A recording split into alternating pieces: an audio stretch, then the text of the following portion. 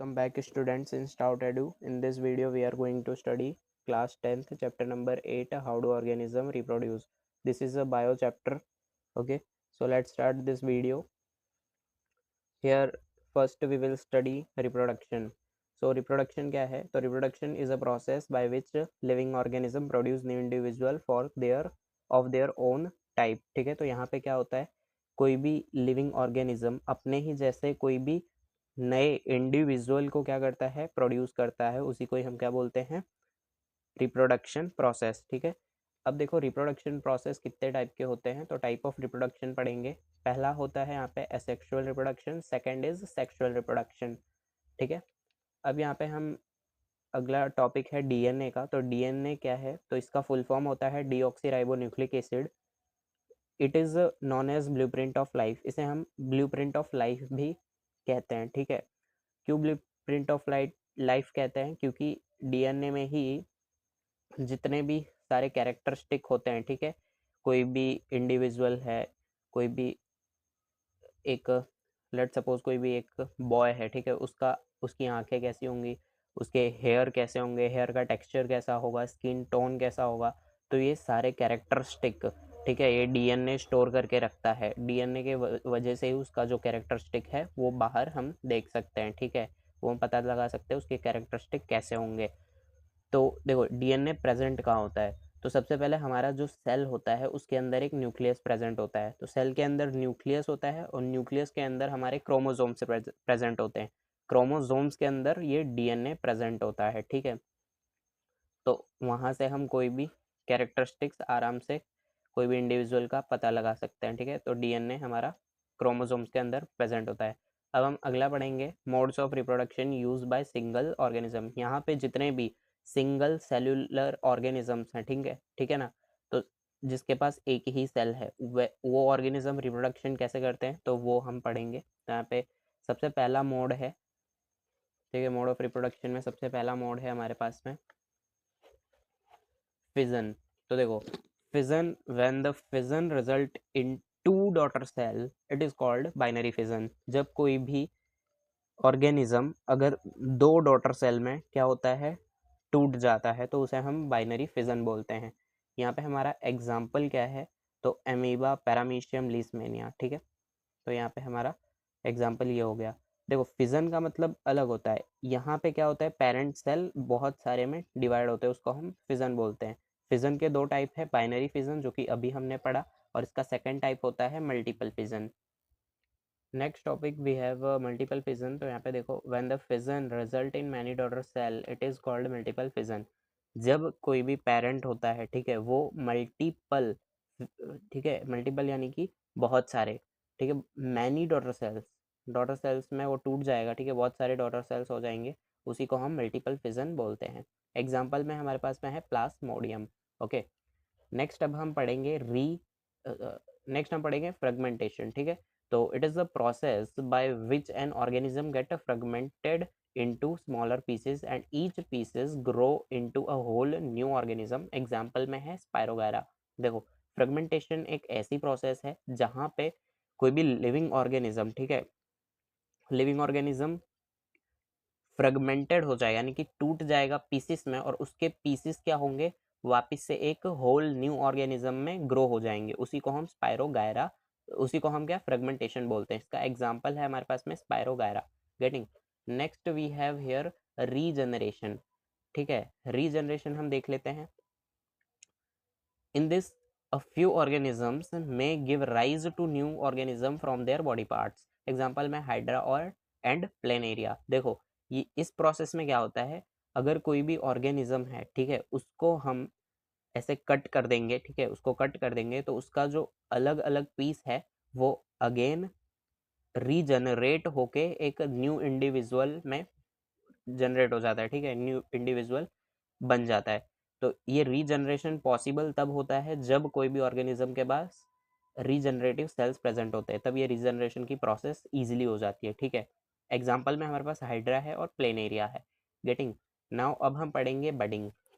देखो बडिंग क्या है, budding, in budding small parts of body of parents organism, ठीक है, parents organisms grow out as a bud which then detach and form new organism. यहाँ पे क्या होता है, बडिंग एक ऐसी प्रोसेस है जहाँ पे कोई भी ऑर्गेनिज्म में से, ठीक है, जो पेरेंट ऑर्गेनिज्म होते हैं उसमें से क्या निकलता है, स्मॉल पार्ट ग्रो करता है एज अ बड, बड जैसा ग्रो करता है, ठीक है, जो कि बाद में फिर डिटैच हो जाता है, एक न्यू ऑर्गेनिज्म फॉर्म हो जाता है, ठीक है। उसके बाद यहाँ पे एग्जांपल में हाइड्रा और ईस्ट, यहाँ पे हम देख लेते हैं ये बडिंग, ठीक है, बडिंग की प्रोसेस यहाँ पे हमने डायग्राम बनाए हैं। तो देखो हाइड्रा में कैसे बडिंग होता है प्रोसेस, ठीक है। तो यहाँ पे देखो ये हाइड्रा है हमारे पास में, ये जो है इसके, ठीक है, ये सारे हमारे पास टेंटेकल्स प्रेजेंट है और ये इसमें से बड निकल रहा है, ठीक है। तो फिर ये बाद में इंडिविजुअल ये ग्रो होके फिर ये क्या बन जाएगा, न्यू ऑर्गेनिज्म बन जाएगा, ठीक है। अगला है हम पढ़ेंगे vegetative propagation. It is the method of reproduction in which plant produces by their vegetative parts such as root, stem and leaves. यहाँ पे क्या होता है, ये एक ऐसी मेथड है रिप्रोडक्शन की जहाँ पे कोई भी प्लांट है वो रिप्रोड्यूस करेगा, ठीक है, रिप्रोड्यूस करेगा कैसे, जितने भी उसके वेजिटेटिव पार्ट्स होते हैं, ठीक है, वेजिटेटिव पार्ट्स जैसे कि रूट हो गया, स्टेम हो गया, लीव्स हो गया, इनके द्वारा वो क्या करेंगे, रिप्रोड्यूस करेंगे, उसी को ही हम वेजिटेटिव प्रोपगेशन बोलते हैं, ठीक है। वेजिटेटिव प्रोपगेशन दो टाइप्स के होते हैं, पहला होता है natural vegetative propagation and second is artificial vegetative propagation. तो अब हम नेचुरल वेजिटेटिव प्रोपगेशन देख लेते हैं।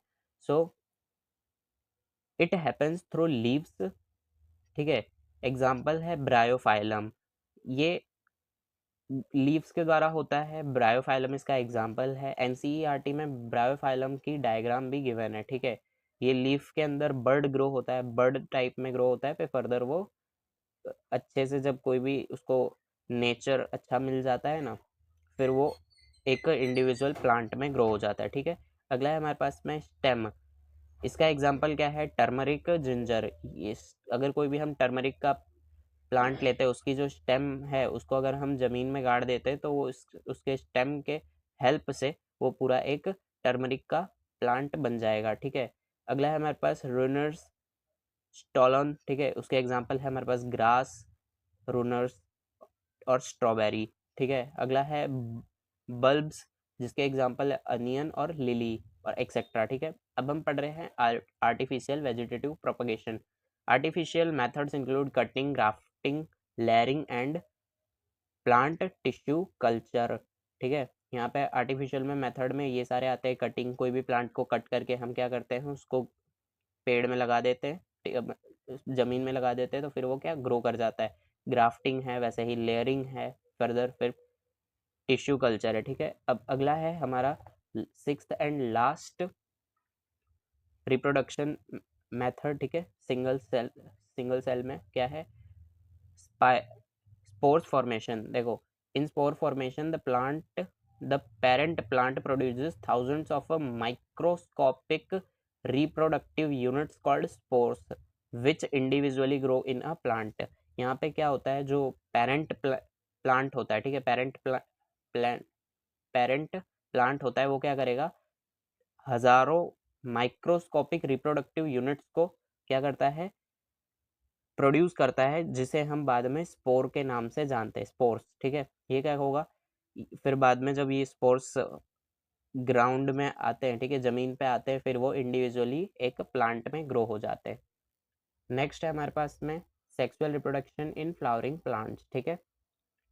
तो यहाँ पे हम देख लेते हैं पॉलिनेशन, सबसे पहले टॉपिक है पॉलिनेशन। तो transfer of pollen grains from the anther of the stamen to the stigma of the flower is termed as pollination, ठीक है। तो पॉलिन ग्रेन्स जो भी होते हैं हमारे प्लांट के फ्लावर के अंदर पॉलन ग्रेन्स, ठीक है, वो उसका जो एंथर है, ठीक है, उसका एंथर अगर स्टेमन से लेकर स्टिग्मा में, ठीक है, स्टेमन से हटके स्टिग्मा में अगर वो ट्रांसफर हो जाता है, ठीक है, कोई भी फ्लावर में, उसको हम क्या बोलते हैं, पॉलिनेशन। अभी फ्रेंड्स हम सबसे पहले यहाँ पे डायग्राम देख लेते हैं ताकि हमें और ज़्यादा अच्छी तरीके से समझ आए। तो ये देखो, ये फ्लावरिंग प्लांट का, ठीक है, ये फ्लावर है, यहाँ पे देख लो।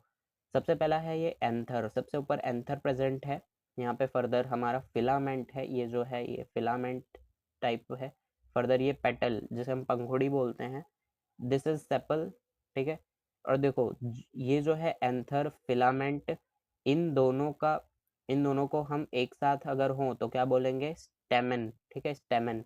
ये हमारा मेल रिप्रोडक्टिव पार्ट होता है फ्लावरिंग प्लांट में। और अब हम फीमेल रिप्रोडक्टिव पार्ट देख लेते हैं फ्लावरिंग प्लांट में। वो क्या है, स्टिग्मा है, स्टाइल है, ओवरी। स्टिग्मा क्या, सबसे ऊपर ये प्रेजेंट होता है, इसको स्टिग्मा बोलते हैं। स्टाइल यानी कि ये जो पाइप टाइप दिख रहा है उसको स्टाइल बोलेंगे, ठीक है, ये बीच वाला पार्ट पूरा स्टाइल है। फर्दर ये ओवरी क्या है, ये अंदर प्रेजेंट होता है, ओवरी। इन तीनों के कॉम्बिनेशन को हम पिस्टिल बोलते हैं, ठीक है। इन जितने भी फीमेल रिप्रोडक्टिव पार्ट्स होते हैं फ्लावरिंग प्लांट में, उसके कॉम्बिनेशन को पिस्टिल बोलते हैं, और मेल रिप्रोडक्टिव पार्ट को फ्लावरिंग प्लांट्स में क्या बोलते हैं, स्टेमन, ठीक है। तो अभी हमने पॉलिनेशन देखा। पॉलिनेशन क्या है, ट्रांसफर ऑफ पॉलन ग्रेन्स, ठीक है, and from anther of the स्टेमन। स्टेमन में से जो पॉलन ग्रेन्स होते हैं, ठीक है, पॉलन ग्रेन्स का ट्रांसफर कहाँ पे होना, स्टिग्मा में। स्टिग्मा में ट्रांसफर हो जाना कोई भी फ्लावर के स्टिग्मा में, ठीक है, उसको हम क्या बोलते हैं, पॉलिनेशन। अब ये दो टाइप के होते हैं, पहला है self pollination, second one is cross pollination. अब देखो सेल्फ पॉलिनेशन हम पढ़ते हैं, pollen from the stamen of a flower is transferred to the stigma of same flower। यहाँ पे क्या होगा, जो pollen है, ठीक है, कोई भी एक प्लांट का जो भी pollen है वो उसी प्लांट के स्टिग्मा में जाके क्या होगा, ट्रांसफर हो जाएगा। उसको हम पॉलिनेशन, सेल्फ पॉलिनेशन बोलते हैं, ठीक है, वो सेल्फ पॉलिनेशन होता है। अब वहीं पे क्रॉस पॉलिनेशन क्या है वो हम देख लेते हैं। क्रॉस पॉलिनेशन, तो देखो pollen from the stamen of a flower is transferred to the stigma of a different flower, ठीक है। तो जो भी pollen होंगे, ठीक है, जो pollen है कोई भी एक फ्लावर का pollen को अगर हम किसी भी दूसरे फ्लावर के स्टिग्मा तक ट्रांसफर करें तो उसको हम क्रॉस पॉलिनेशन बोलते हैं। अब ये जो पॉलिनेशन है, क्रॉस पॉलिनेशन, ये किसके द्वारा होता है, तो यहाँ पे जो फैक्टर जो है, ठीक है, फैक्टर जिसके वजह से क्रॉस पॉलिनेशन हो सकता है, तो वो फैक्टर्स कौन कौन से हैं, वाटर है, उसके बाद फिर हमारे पास में इंसेक्ट्स प्रेजेंट हैं, तो इन सब के द्वारा, और एक एयर होता है, हवा से भी ये हो सकता है, ठीक है। तो ये तीन फैक्टर्स हैं। तो जैसे कि अगर कोई भी बारिश होती है तो उसका कोई भी एक फ्लावर का स्टेमन जो है, सॉरी, कोई भी एक फ्लावर का जो पॉलन है वो किसी भी दूसरे फ्लावर में क्या करेगा, किसी दूसरे फ्लावर के स्टिग्मा में जाके ट्रांसफर हो जाएगा, तो उसी को ही हम क्रॉस पॉलिनेशन बोलेंगे, ओके। अगला है हमारे पास में फर्टिलाइजेशन। अब फर्टिलाइजेशन कैसे अकर होता है फ्लावरिंग प्लांट में, अब ये हम पूरा देखेंगे। यहाँ से अगर क्वेश्चन पूछता है कि फर्टिलाइजेशन फ्लावरिंग प्लांट्स में कैसे होगा, तो ये हम पूरा यहाँ से लिख सकते हैं, ठीक है। तो इसको नोट डाउन कर लो, मोस्ट IMP है, यहाँ से क्वेश्चंस प्रिपेयर होते हैं। तो लेट्स स्टार्ट। यहाँ पे पॉलिनेशन, ठीक है, pollination is followed by fertilisation in plants. जो पॉलिनेशन है वो प्लांट में फॉलो होता है फर्टिलाइजेशन से, ठीक है। तो देखो, it is the process of a fission of male germ cells with the female gametes.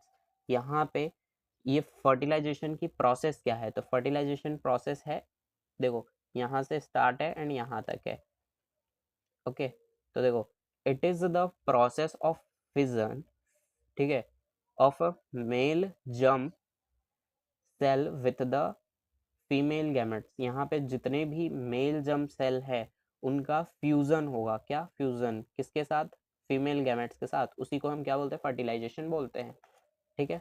अगला है हमारे पास में, अब यहाँ पे सबसे पहले फ्यूजन हो गया, ठीक है, किसका, मेल गैमेट्स और फीमेल गैमेट्स का। अब देखो यहाँ पे आफ्टर फर्टिलाइजेशन के बाद क्या होता है, it give rise to a zygote as soon as the pollen land on suitable stigma it reaches the female germ cells in ovary, this occurs via pollen tube। देखो फर्टिलाइजेशन के बाद में क्या हुआ, ये जाइगोट में कन्वर्ट हो गया, ठीक है, जाइगोट बन गया। और देखो अब जैसे कि ये पॉलन ग्रेन्स हैं, ठीक है, वो कोई भी सुटेबल स्टिग्मा पे लैंड करेंगे, ठीक है, ट्रांसफर होगा, फिर वो लैंड हो जाएगा कोई भी सुटेबल स्टिग्मा पे, फिर वो पॉलन ट्यूब का हेल्प लेके वहां से जो भी जर्म सेल्स होंगे, ठीक है, मेल जर्म सेल, वो ओवरी तक क्या होंगे, पहुंच जाएंगे। फिर बाद में क्या होगा, the pollen tube grow out of the pollen grains, travel through the style and finally reaches the ovary. अब जो भी हमारा पॉलन ट्यूब होगा, ठीक है, पॉलन ग्रेन में से पॉलन ट्यूब हमारा ग्रो होगा, जो कि स्टाइल से होते हुए कहाँ पे पहुंच जाएगा, ओवरी तक, ठीक है, फ्लावरिंग फीमेल पार्ट जो कि ओवरी है वहां तक पहुंच जाएगा। अब क्या होगा, after fertilisation the zygote divide multiple, ठीक है, मल्टीपल टाइम या तो फिर many times and form an embryo within the ovule. Ovule के अंदर जो फर्टिलाइजेशन हुआ, ठीक है, फर्टिलाइजेशन के होने के बाद जो जाइगोट बना, अब वो जाइगोट मल्टीपल टाइम डिवाइड होगा और एम्ब्रियो फॉर्म करेगा, ठीक है, ओव्यूल के अंदर एम्ब्रियो बनेगा, ठीक है, एम्ब्रोयो। अब देखो क्या होता है, this ovule then develops as a tough coat and get converted into a seeds.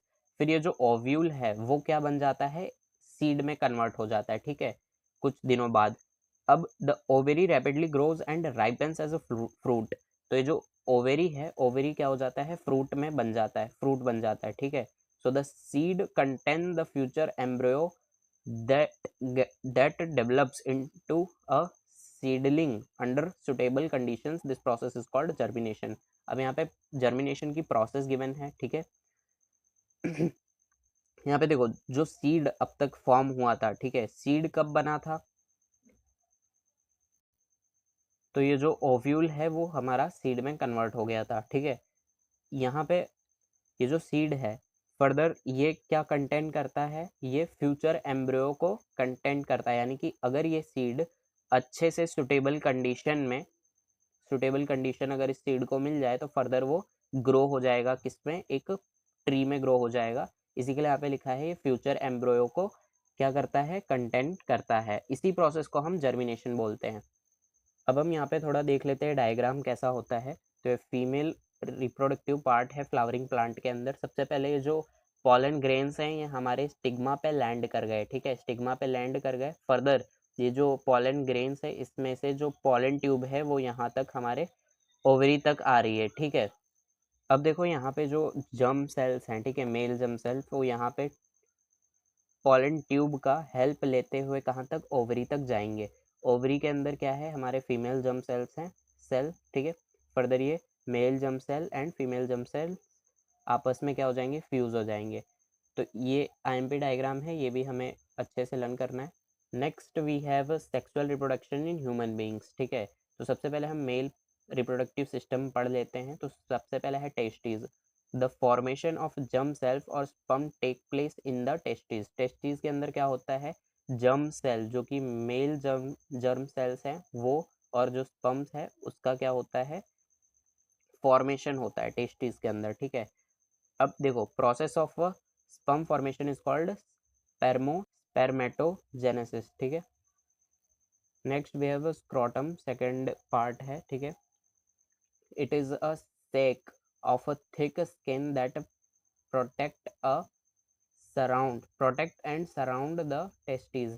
ये क्या है, एक बोरे जैसा क्या है, थिक स्किन है, ठीक है, बोरे की तरह एक थिक स्किन है जो कि प्रोटेक्ट करता है और घेरे हुए रहता है, ठीक है, टेस्टिस को पूरा सराउंडेड करके रखता है। इट रेगुलेट टेम्परेचर, ठीक है, ये टेम्परेचर को भी रेगुलेट करता है।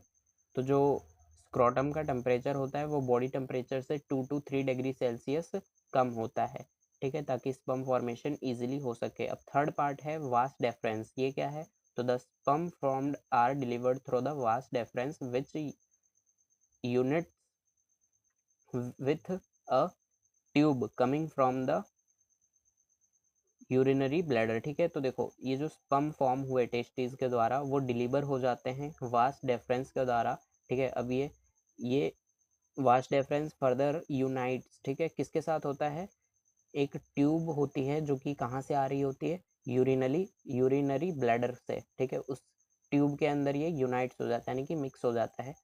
ठीक है, जॉइंट हो जाता है। अब देखो नेक्स्ट है कि the urethra thus formed a common passage from for both sperm and urine. फिर जो यूरेथ्रा है, ठीक है, वो क्या कॉमन पैसेज हो जाता है किसके लिए, स्पर्म और यूरिन के लिए। अब हम देख लेते हैं fourth part, penis. It is used for urination and sexual intercourse. ठीक है, तो ये सेक्सुअल इंटरकोर्स और यूरिनेशन के लिए हेल्प होता है। अब हम यहाँ पे ये डायग्राम देख लेते हैं मेल रिप्रोडक्टिव पार्ट का। यहाँ पे हमारे पास यूरेटर है, यहाँ पे सेमिनल वेस्कल है, ठीक है, ये हमारा सेमिनल वेस्कल है। फर्दर ये हमारे पास में ब्लैडर प्रेजेंट है, प्रोस्टेट ग्लैंड्स हैं ये, फिर ये पेनिस है, यूरेथ्रा है, ये स्क्रॉटम है, टेस्टिस है, वास्ट डेफरेंस, ये जो पाइप जा रही है इसको वास्ट डेफरेंस बोलेंगे। ठीक है, तो ये मोस्ट आईएमपी है, ये 4 to 5 मार्कर में पूछा जाता है, ठीक है, बोर्ड एग्जाम के द्वारा।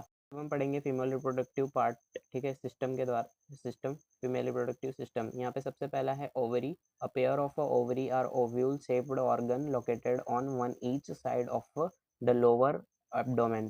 ठीक है, ये लोअर एब्डोमेन में दोनों तरफ, ठीक है, ये ओवरीज प्रेजेंट होती हैं। ठीक है, दोनों ओवरीज यानी कि पेयर होता है, ठीक है, किसका, ओवरीज का।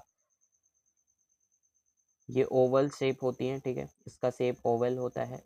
अब देखो क्या, they form the ovum and let and also secretes female hormone estrogen and progesterone. ये क्या होता है, ये ओवम जो कि हमारा फीमेल वो है, ठीक है, सेल है ओवम, एंड सिक्रेट करता है क्या, फीमेल हार्मोन। दो हार्मोन होते हैं, जैसे पहला है estrogen, second is progesterone. Next अब हम पढ़ेंगे Fallopian tube. They are the pair of muscular tube and funnel shaped structure extended from the right and left of the superior corners of the uterus of the edge to the edge of the ovary। ठीक है, ये क्या होते हैं, ये भी pair में present होते हैं और मस्कुलर ट्यूब होते हैं। ठीक है, जो मस्कुलर ट्यूब होता है फनल शेप्ड होता है, इसका शेप कैसा होता है, फनल होता है। ठीक है, नाउ अब देखो, it is the site of fertilisation, ये फर्टिलाइजेशन यहीं पे ही होता है। ठीक है, अगला अब हम पढ़ेंगे uterus. A hollow pear shaped bag like structure where the growth and development of a foetus take place.